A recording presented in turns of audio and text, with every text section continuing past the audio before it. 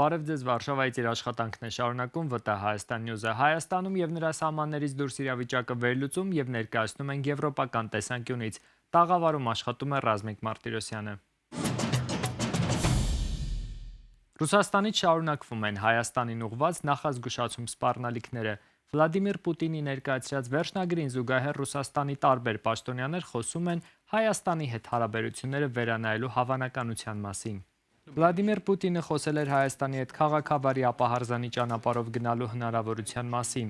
իսկ Նիկոլ Փաշինյանը հակադարձել էր, թե միջպետական հարաբերությունները չպետք է շփոթել ամուսնության հետ։ Ռուսաստանի արտգործնախարարությունից էլ շարունակում են զգուշացումները, թե Երևանի առաջընթացը եվրոպական ուղով կարող է ինչ-որ պահի հանգեցնել հայ-ռուսական հարաբերություններում համակարգային փոփոխությունների։ Ռուսաստանի արտգործնախարարության ԱՊՀ երկրների 4-րդ դեպարտամենտի տնօրեն Միխայել Կալուգինը մեկնաբանելով Ռուսաստանի փոխվարչապետ Ալեքսեյ Օվերչուկի խոսքերը, թե Հայաստանը չափազանց մոտ է այն կետին, որից հետո Ռուսաստանը ստիպված կլինի նորովին կառուցել հարաբերությունները Հայաստանի հետ, նշել է, որ նման ազդակները տարբեր մակարդակով փոխանցել եւ փոխանցում են Հայաստանի ղեկավարությանը եւ հանրությանը։ Ռուսաստանը դարձյալ խստացնում է միգրացիոն օրենսդրությունը, էապես նվազեցնելով օտարերկրյա քաղաքացիների համար առանց վիզայի ռեժիմը եւ ներդնելով արտաքսման նոր միջոցներ։ Հայաստան-Ռուսաստան լարված հարաբերությունների ֆոնին ինչ հետևանքներ է սա ունենալու Հայաստանի քաղաքացիների համար։ Արդյոք Եվրամիության հետ Հայաստանի հարաբերությունների խորացմանն ի պատասխան Ռուսաստանը կփորձի Հայաստանի դեմ կիրառել նաև միգրացիոն գործիքը։ Թեմաների վերաբերյալ կզրուցենք Հայկական Կարիտաս կազմակերպության միգրացիոն ծրագրի փորձագետ Տաթևիկ Բեժանյանի հետ։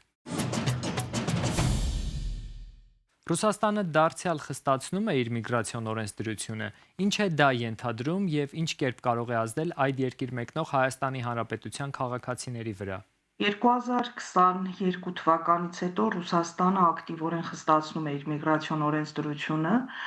Ամենամեծ խստացումների փաթեթը 2025-ին է ընդունվել, 2026-ին շարունակվում են այդ խստացումները։ Ռուսաստանը մեկնաբանում է դա որպես իր անվտանգության համար կարևոր գործողություն, բայց պետք է ես ձեզ ասեմ, որ այս խստացումները շատ ուղիղ են անդրադառնում մեր միգրացիոն հոսքերի վրա, ինչու, որովհետև մեր միգրացիոն հոսքերի մոտ 85%-ը, երբեմն 89%-ը, իսկ աշխատանքային միգրացիոն հոսքերի 90-ից 95%-ը միշտ մեկնում է Ռուսաստանի Դաշնություն։ Ուստի Ռուսաստանի Դաշնությունում տեղի ունեցող ցանկացած փոփոխություն, այդ թվում միգրացիոն օրենսդրության խստացումները, շատ ուղիղ ազդում են մեր միգրացիոն հոսքերի վրա։ Դրանք սկսում են նվազել, ուղիղ ազդում են մեր երկիր մուտք գործող տրանսֆերտների վրա, դրանք եւս նվազում են, եւ առնվազն իմ ասացի ապացույցը մենք ունեցել ենք 2024-25 թվականներին, քանի որ մենք պաշտոնական վիճակագրություն չենք վարում, թե մեր քաղաքացիները որ երկրներ են մեկնում ինչ ժամկետով եւ ինչ նպատակով, նման տվյալներ ստանում ենք հիմնականում հետազոտությունների արդյունքներով եւ իմ դիտարկումներով մենք վերջին 2-3 տարիների ընթացքում բավականին ակտիվ նվազում ունենք դեպի ՌԴ մեկնողների եւ առնվազն աշխատանքի նպատակով մեկնողների առումով մենք մոտ 30% նվազում ունենք։ Եվ ես կարծում եմ, որ այս նոր խստացումները, որոնք գալիս են, դրանք ել ավելի են նպաստելու, որ միգրացիոն հոսքերը դեպի ՌԴ նվազեն։ Մասնավորապես ինչ խստացումների մասին է խոսքը եւ ինչ պետք է իմանան Ռուսաստան մեկնել ցանկացող Հայաստանի քաղաքացիները։ Ուրեմն այն խստացումները, որ հիմա ցանկանում են ներդնել, դրանք ուղղակի շարունակությունն են նախորդիվ եղած խստացումների։ Օրինակ խստացումներից մեկը այն էր, որ Ռուսաստանի Դաշնությունում, եթե աշխատելու նպատակով է մարդը մեկնել 30 օրից ավել մնալու պարագայում, եթե ընտանիքի անդամ է կամ ոչ աշխատելու նպատակով է մեկնել, ապա 90 օրից ավել մնալու պարագայում պետք է անպայման անցնի բուժզննում ինֆեկցիոն հիվանդությունների գծով եւ նրանցից ցանկացած մեկի այդ հիվանդություններից որևէ մեկի հայտնաբերելու դեպքում անձը անժամկետ մուտքի արգելք է ստանում։ Հիմա ցանկանում են, որ բոլոր միգրանտները, այդ թվում ընտանիքի անդամները եւ ոչ աշխատանքի նպատակով մեկնողները, բոլորը 30-օրյա ժամկետում անցնեն այդ բուժզննումը, որի փաստաթղթի ժամկետը 12 ամիս է եւ նշանակում է, որ 12 ամիսը մեկ անձը պետք է անցնի այդ բուժզննումը։ Դա վերաբերում է 6 տարեկանից բարձր բոլորին եւ առանց այդ փաստաթղթի նաեւ երեխաներին թույլ չեն տալիս, որպեսզի նրանք գնան դպրոց կամ դիմեն դպրոց ընդունվելու համար։ Եվ պատկերացրեք, եթե մուտքի պահից սկսած այս 90-օրյա ռեժիմը դառնա 30-օրյա, ապա հերթերը, որոնք հիմա էլ արդեն բավականին շատ են, շատ ավելի մեծ են լինելու եւ մարդիկ շատ հաճախ չեն հասցնում 30-օրյա ժամկետում անցնելու այդ բուժզննումը, սա մեկ, երկրորդը, այն որ խստագույնը ստուգվում են բոլոր գաջետները միգրանտների, թե սահմանին մուտք գործելու պահին, հեռախոս, համակարգիչ, բոլորը, եւ նաեւ երկրի ներսում, եթե արդեն գտնվում են, օրինակ մետրոյում ոստիկանը շատ հանգիստ կարող է կանգնեցնել օտարերկրացուն, տվյալ պահին միգրանտին եւ պահանջել, որպեսզի նա բացի իր հեռախոսը եւ ինքը ստուգի պարունակությունը, ում հետ է շփվում, ինչ կապեր ունի եւ այլն, այսինքն շատ խիստ է դրված այս հարցը եւ այս խստացումները շարունակվում են։ Իսկ այն մեծ ազդեցությունը, որ ունեցան միգրացիոն հոսքերի վրա 25 թվականին տեղի ունեցած փոփոխություններն էր, առաջինը հունվարի 1-ին 25 թվականի ուժի մեջ մտավ ՌԴ-ում գտնվելու բնակվելու ժամկետի կրճատումը ոչ աշխատելու եւ ոչ սովորելու նպատակով մեկնող օտարերկրացիների առանց վիզային ռեժիմի երկրների քաղաքացիների համար, այդ թվում մեր քաղաքացիների Նախկինում, եթե մենք կարող էինք ոչ աշխատելու եւ ոչ սովորելու նպատակով մուտք գործելիս տարվա ընթացքում յուրաքանչյուր 180 օրվա մեջ գտնվել ՌԴ-ում 90 օր, ապա այդ ժամկետը 2 անգամ կրճատվեց եւ 25-ի հունվարի 1-ից այլևս 90 օր, գումարային 90 օր անձը կարող է գտնվել։ Եվ շատ տարօրինակ կերպով այդ հոդվածը տարածեցին նաեւ բեռնա եւ ուղևորափոխադրում իրականացնող վարորդների նկատմամբ, ինչի արդյունքում մենք արդեն սեպտեմբեր-հոկտեմբեր ամիսներին ունեցանք մի քանի 100 անձ բեռնափոխադրում եւ ուղևորափոխադրում իրականացնող, վերջիններ շատ ավելի քիչ էին, քան բեռնափոխադրողները, որոնք հայտնվեցին սկզբում վերահսկվող անձանց ռեեստրում, նրանց մի քանի տասնյակը ուղղակի ոստիկանությունը մուտքի արգելք դրեց իրենց եւ հիմա այդ մարդիկ 5 տարի ժամկետով չեն կարող մուտք գործել Ռուսաստանի Դաշնություն, չնայած նրան, որ Ռուսաստանի Դաշնությունը միացել է Չիկագոյի կոնվենցիային, ինչպես եւ Հայաստանի Հանրապետությունը, եւ բեռնափոխադրում իրականացնող վարորդները պետք է ժամկետի խնդիր չունենան, այսինքն եթե նա մուտք է գործում ՌԴ բեռնափոխադրում իրականացնելու համար, ապա նրա վրա չպետք է տարածվի որևէ ժամկետ, որպեսզի ինքը գտնվի Ռուսաստանի Դաշնությունում։ Հաջորդը փետրվարի 5-ին ուժի մեջ մտած 25 թվականի փետրվարի 5-ին ռեժիմ վույսիլկի կամ արտաքսման ռեժիմի մասին օրենքներ, ըստ որի անձը, որը ուներ որևէ խախտում, կասկածվում էր որևէ հանցագործություն կատարելու մեջ կամ խուսափել էր ինչ-որ հարկեր վճարելուց եւ այլն, այդ անձանց ներառում են վերահսկվող անձանց ռեեստրում, որը ինչ որ ցուցակ չի, այլ դա ռեեստր է, որտեղ հայտնվելու պարագայում անձի կյանքը ուղղակի կանգ է առնում ՌԴ-ում։ Նրա բոլոր հաշիվները սառեցվում են, բանկային հաշիվները, որևէ գործարք ինքը չի կարող անել, չի կարող ինքը որևէ գնել, վաճառել, ամուսնություն գրանցել, երեխայի ծնունդ գրանցել, որևէ բան ինքը չի կարող անել, պայմանագիր երկարացնել, բուժզննում անցնել եւ այլն, որովհետեւ համակարգը միանգամից բլոկավորում է եւ տվյալ անձը որևէ գործողություն չի կարող անել։ Եվ երբ որ փետրվարի 5-ին ուժի մեջ մտավ, մեկ ամսվա ընթացքում մոտ 46000 ՀՀ քաղաքացի հայտնվեց այդ վերահսկվող անձանց ռեեստրում, բայց երբ որ դիտարկում էինք փաստաթղթերը եւ դիմումներ էին գրում ՌԴ-ՆԳՆ-ն, որպեսզի հասկանանք մարդիկ ինչի են հայտնվել այդ ռեեստրում, պարզվում էր, որ նրանց վերջում պարզվեց նրանց 40%-ը որևէ խախտում չունի, ուղղակի օտարերկրյա ազգանուն անուն ունենալու պատճառով էին հայտնվել, նրանց մեջ նույնիսկ այն մարդիկ մոտ 5%, որոնք անգամ ունեն երկքաղաքացիություն, այսինքն ՌԴ քաղաքացի են, որոնք ընդհանրապես պետք է կապ չունենային այս ռեեստրի հետ, բայց հայտնվել էին ռեեստրում։ Եվ հիմա էլ շարունակում են շատ ակտիվորեն մարդիկ հայտնվել ռեեստրում, նրանից դուրս գալու մի տարբերակը սահմանը հատելն է, մյուս ուղղակի փաստաթղթերով, եթե իսկապես որևէ խախտում չկա, գնալ մոտակա ՆԳՆ բաժանմունք եւ փորձել հասկանալ ինչն է խնդիրը։ Շատ հաճախ լինում է, որ Ես մի հարց ունեմ այս առումով։ Այո։ Արդյոք Եվրամիության հետ Հայաստանի հարաբերությունների խորացման ֆոնին Ռուսաստանը Հայաստանի դեմ կփորձի կիրառել նաև այս միգրացիոն գործիքը, հաշվի առնելով, որ այդ երկիրը ամեն դեպքում խոսեցիք թվերի նվազման մասին, բայց արտագնա աշխատանքի մեկնողների համար հիմնական ուղղություններից է։ Կոնկրետ որևէ պետության քաղաքացիության դեմ Առայժմ չունեմ տվյալ, որ ընդունվել է օրենք եւ օրենքը ընդունվում է բոլոր օտարերկրացիների համար։ Իսկ որ կիրառվում է, հիմա էլ է կիրառվում նաեւ մեր քաղաքացիների նկատմամբ, ճիշտ է ոչ այն ծավալով, ինչ օրինակ Տաջիկստանի քաղաքացիների դեմ, ի նկատի ունեմ հենց նույն սահմանին, սահմանապահների խստագույն ստուգումները, ընդհանուր հեռախոսները եւ այլն, որը նշեցի Տաջիկստանի քաղաքացիների նկատմամբ շատ ավելի խիստ է կիրառվում, բայց մեր քաղաքացիների նկատմամբ եւս բավականին խիստ է կիրառվում եւ առաջին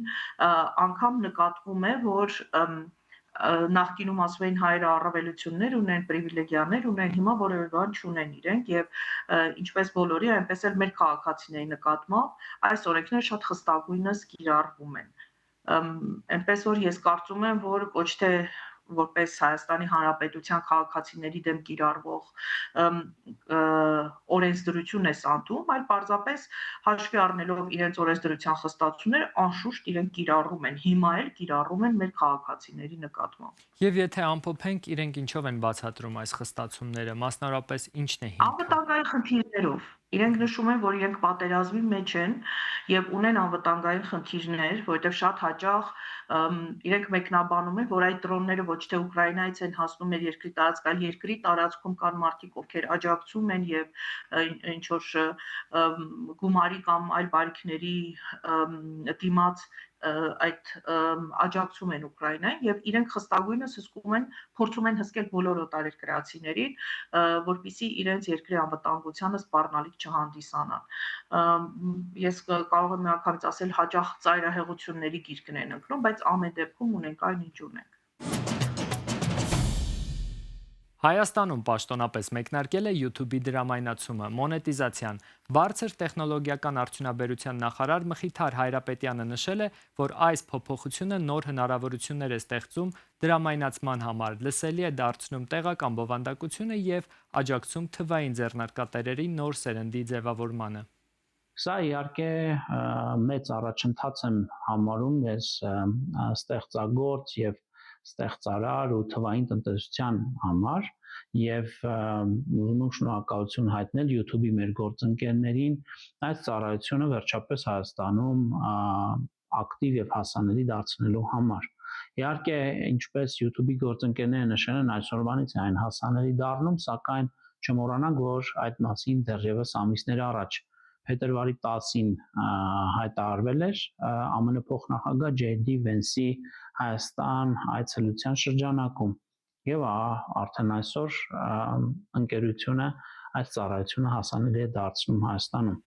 Գլխավոր դատախազն օպերատիվ խորհրդակցություն է անցկացրել, տրվել են խիստ հանձնարարականներ, սահմանվել դրանց կատարման ժամկետներ։ Գլխավոր դատախազ Աննա Վարդապետյանի ղեկավարությամբ անցկացված օպերատիվ խորհրդակցությանը քննարկվել են զգայունություն ունեցող դեպքերով նախաձեռնված քրեական վարույթների հսկողությանը, վերահսկողությանը, ինչպես նաև աշխատանքի կազմակերպմանն ու կարգապահությանը վերաբերող մի շարք հարցեր։ Բարձրացված խնդիրների կապակցությամբ գլխավոր դատախազը տվել է խիստ հանձնարարականներ, սահմանել դրանց կատարման ժամկետներ։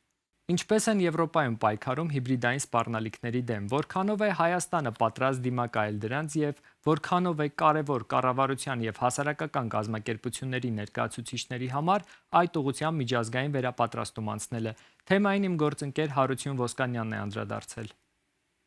Որտեղից սպասել հիբրիդային հարձակումների։ Ինչու Հայաստանի իշխանությունները հենց խորհրդարանական ընտրությունների նախաշեմին դիմեցին եվրոպացի գործընկերների օգնությանը։ Սրանք հարցեր են, որոնց պատասխանները փորձեցին գտնել Վարշավայում կայացած արտաքին տեղեկատվական մանիպուլյացիայի եւ միջամտության մարտահրավերները խորագրով գիտաժողովի շրջանակում, որին մասնակցում էին հայաստանցի եւ եվրոպացի փորձագետներ ու վերլուծաբաններ։ Կհաջողվի արդյոք Լեհաստանի եվրոպական փորձը վերածել հուսալի տեղեկատվական վահանի։ Մենք այստեղ ենք, որպեսզի Եվրոպական միության ինստիտուտների միջոցով ուղղակի աջակցություն ցուցաբերենք մեր հայաստանյան գործընկերներին։ Մեր թիմերը հսկայական փորձ ունեն, կուտակված տարբեր երկրների նախընտրական արշավների ընթացքում։ Մենք տեսել ենք օտարերկրյալ տեղեկատվական մանիպուլյացիայի եւ միջամտության տիպի սպառնալիքների հարյուրավոր օրինակներ եւ գիտենք, թե ինչպես են գործում նրանք, ովքեր փորձում են միջամտել ժողովրդավարական գործընթացներին։ Ով է կանգնած ենթադրյալ հարձակումների ետևում եւ որն է նպատակը։ Եվրոպացի վերլուծաբանների կարծիքով Հայաստանն այսօր հայտնվել է մի քանի խոշոր տերությունների շահերի խաչմերուկում։ Ռուսաստանը միջամտում է նախընտրական բանավեճերին, հետևաբար խիստ հավանական է, որ նրանք կմիջամտեն նաև Հայաստանի գործերին։ Մենք նաև Իրանն ենք համարում աշխարհի գլխավոր հիբրիդային դերակատարներից մեկը, որը նույնպես Հայաստանի հարևանն է։ Թուրքիան եւ Ադրբեջանը եւս երկու երկրներ են, որոնք շատ մեծ հետաքրքրություն ունեն Հայաստանի նկատմամբ եւ անշուշտ կփորձեն ազդել բնակչության վրա։ Հայաստանում նախընտրական փուլի ակտիվացման պայմաններում փորձագետները կանխատեսում են արտաքին ճնշումների եւ տեղեկատվական գրոհների կտրուկ ուժգնացում։ Միջազգային հարաբերությունների փորձագետ Ջոնի Մելիքյանի խոսքով Երևանն ու Բրյուսելն արդեն մշակել են սպասվող սպառնալիքներին դիմակայելու հստակ պլան։ ԵՄ-ն իր պարտավորությունների շրջանակներում, պայմանավորվածության շրջանակներում Հայաստանի Հանրապետության հետ մոտ օրերս ուղարկելու է հատուկ հիբրիդային սպառնալիքների դեմ պայքարող մի թիմ, որը աջակցելու է մեր ռազմավարական հաղորդակցության գործընկերներին, ովքեր փորձելու են նաև այդ շրջանում ավելի թեթև, ավելի ակտիվ եւ անխոչնդոտ աշխատանք կատարեն ընտրությունների աջակցության եւ ավելի սաղուն անցկացման մասով բարեփոխումները ժողովրդավարացումը, ինստիտուցիոնալիզացումը շատ կարևոր գործընթաց է հենց երկրի ներսում։ Այսօրվա միջոցառումը ծառայում է հենց այդ նպատակին՝ օգնել հայաստանյան քաղաքացիական հասարակության կազմակերպություններին եւ Հայաստանի կառավարությանը գործնականում մշակել մեխանիզմներ, թե ինչպես պաշտպանել ընտրությունները օտարերկրյա միջամտությունից։ Կազմակերպիչները նախաձեռնել էին մասշտաբային տեղեկատվական խաղ, որը պետք է մոդելավորեր նախընտրական ճգնաժամը։ Նման մասշտաբային հանդիպման կազմակերպումը հենց Վարշավայում ոչ միայն փորձագիտական, այլև քաղաքական ազդակ է։ Լեհաստանը ստանձնում է եվրոպական փորձի փոխանցման առանցքային միջնորդի դերը, ընդգծելով Հայաստանի ընտրությունների պաշտպանությունն արտաքին ճնշումներից այսօր դասվում է եվրոպական անվտանգության առաջնահերթությունների շարքին։ Այս տարի Հայաստանում կայանալիք ընտրությունները գտնվում են ուշադրության կենտրոնում, եւ մենք գիտենք, որ չարամիտ դերակատարների կողմից իրականացվելու են բազմաթիվ տեղեկատվական գործողություններ։ Հենց այդ պատճառով մենք որոշեցինք այս տարի կենտրոնանալ հենց այս ուղղության վրա եւ աջակցել Հայաստանի մեր գործընկերներին եւ ընկերներին իրենց արժեվ ծառացած խնդրի լուծման գործում։ Մեր սեփական փորձից գիտենք, սա հսկայական մարտահրավեր է։ Վարշավայի պետական կառավարման դպրոցը մի քանի օրով վերածվեց թվային պոլիգոնի։ Իհարկե փորձությունները դեռ առջևում են, որի ականատեսը կլինենք ոչ միայն մեդիատիրույթում, այլև Հայաստանի բնակչության շրջանում։ Կհաջողվի արդյոք եվրոպական գիտելիքները վերածել հուսալի զրահի հայկական ժողովրդավարության համար։ Այս հարցի պատասխանը կտան ոչ թե լեհաստանցի փորձագետները, այլ հենց ընտրողները այս տարվա հունիսին։ Ոսկանյան Հարություն, Վարշավայից հատուկ ՎՏ Հայաստան Նյուզի համար։ Ուկրաինայի Իվանո-Ֆրանկիվսկ քաղաքի Պոտոսկիների պալատում բացվել է Լվովի հայկական տաճարը եւ նրա ստեղծողները ցուցահանդեսը։ Ցուցահանդեսը պատրաստվել է Լեհական միջազգային մշակութային կենտրոնի եւ Պոլոնիկա ինստիտուտի կողմից։ Առանցքում Յան Հենրիկ Ռոզենի որմնանկարների վերականգնումն է ասոցիացիայի կարևորագույն նախագծերից մեկը։ Այն իրականացվել է Պավել Բարանովսկու նախաձեռնությամբ, Պոլոնիկա ինստիտուտի եւ Լեհաստանի մշակույթի նախարարության սերտ համագործակցությամբ եւ աջակցությամբ։ Այս թողարկման համար նախատեսել էինք այսքանը։ Հետևեք մեզ ՎՏ Հայաստան Նյուզի Facebook-յան եւ YouTube-յան հարթակներում, որպեսզի բաց չթողնեք օրվա կարևոր նորությունները։